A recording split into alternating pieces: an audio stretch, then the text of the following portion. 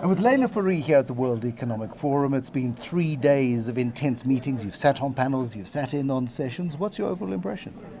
Well, it's been a very engaging, energizing week. I think everybody is just delighted to meet in person. And there's lots going on. The key themes of course, been sustainability, climate change, decarbonisation, deglobalisation, high focus on digitalisation and tech, and also a lot of involvement from private sector.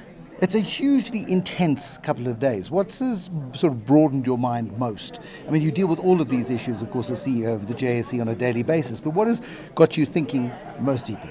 There's quite a lot on digitization. I spent a week in Zurich with some market participants looking at crypto, digitized assets, tokenized assets, and that theme has been replayed. There's been quite an interesting focus on the decentralization of trust and on new ways of enabling business through technology. Isn't it amazing? I mean, there's been a little bit of discussion within the hallowed halls where we are inside the conference centre, but I don't know if you noticed that the main street, the promenade, has been taken over.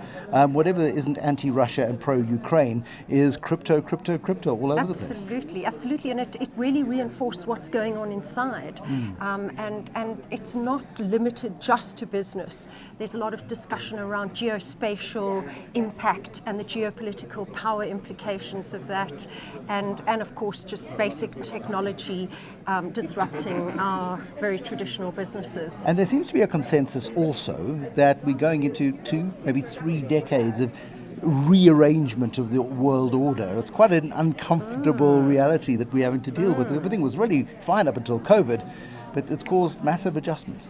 Bruce, there have been real shocks to the standard global trade relationships, and a big theme has been around deglobalization, and there's a thought that there will be deglobalization in certain aspects and then what they're calling neo-globalization, which is the redefinition of global relationships. So I think this puts South Africa at a unique vantage point because we're looking pretty good in relation to our BRICS countries, all of whom are in, for various reasons, very volatile situations. And we're looking pretty good from an economic standpoint. When I say pretty good, it's relative to where we were, but we're looking less horrendous than we were 2 years ago, for example. Absolutely, Bruce. As I said on the panel that I spoke on, South Africa is the only emerging market that has improved its GDP debt deficit since 2019.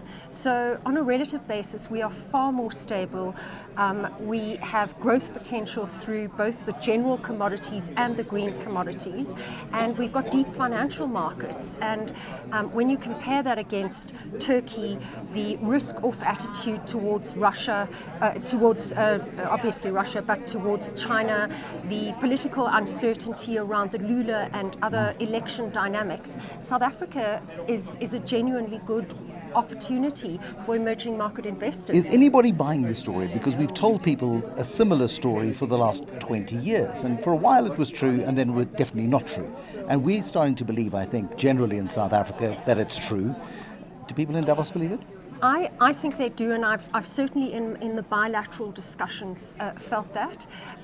In fact, and that's echoed and reinforced by roadshows that both I and my industry peers have done. Some of them have said it's the best roadshow they've had in 10 years. For the first time, emerging market investors are actually planning physical trips down to South Africa. One investor called South Africa the safe haven of emerging markets. Brilliant. Who would have thought? No, exactly right. Now, I've seen pictures of you on your social media feeds hanging by your fingertips from the edge of Table Mountain.